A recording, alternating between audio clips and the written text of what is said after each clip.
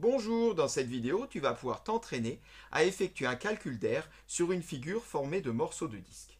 Si jamais cet exercice te pose des difficultés, tu pourras à tout moment cliquer sur le lien SOS ici à droite. Tu tomberas sur une autre vidéo où tu trouveras un exercice plus simple et des explications plus détaillées. Ici, on va aller un peu plus vite dans la correction. Je te laisse donc démarrer ce calcul d'air, éventuellement le finir même, et mettre la vidéo en pause. Correction. Alors, observons notre figure. On voit qu'elle est composée en réalité de deux figures.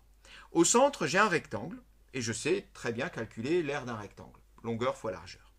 Aux extrémités, j'ai deux morceaux de disque. J'ai plus précisément deux demi-disques. Que se passe-t-il si tu prends deux demi-disques et que tu les mets ensemble? Eh bien, tu obtiens un disque entier. Donc, ce qu'on va faire, c'est que dans un deuxième temps, une fois qu'on aura obtenu l'aire de notre rectangle, on calculera l'aire d'un disque entier. Il suffira d'ajouter l'aire du rectangle et l'aire du disque pour obtenir l'aire de toute la figure. Commençons déjà donc par calculer l'aire du rectangle.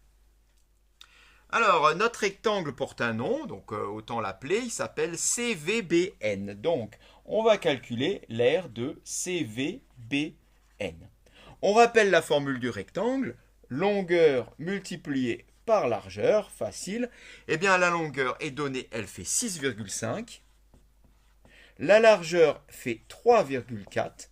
Reste à effectuer 6, 5 fois 3, 4. Là, tu prends la calculatrice. Tu dois trouver normalement 22,1 cm². Alors, cm², c'est une unité d'air pour les surfaces. C'est normal, j'ai multiplié des centimètres avec des centimètres. J'obtiens des centimètres carrés.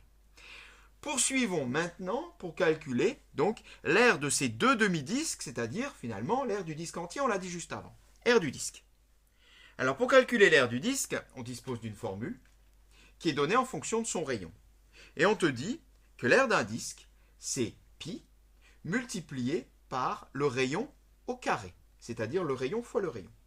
Pi étant un nombre dont on ne connaît pas une écriture décimale exacte, et dont on donne une écriture décimale approchée, la plupart du temps, 3,14.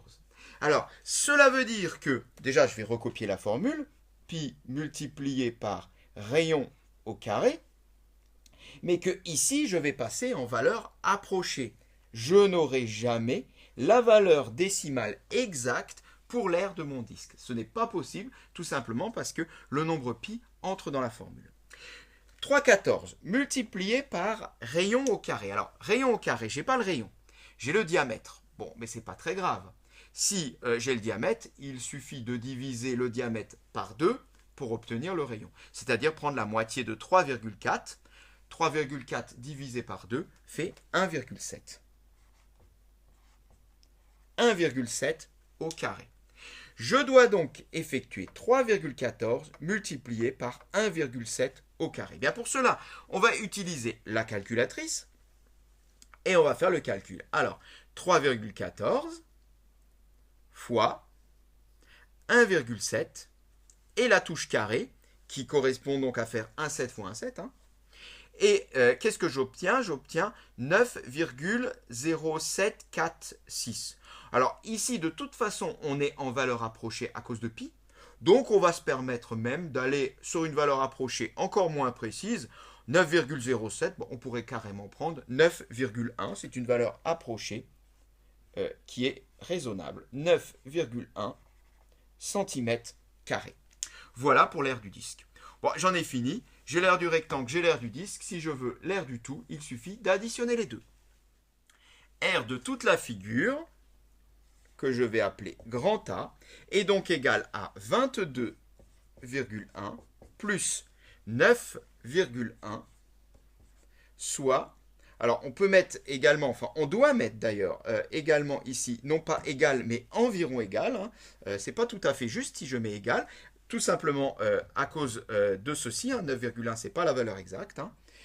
Si j'effectue 22,1 plus 9,1, je trouve 31,2 cm².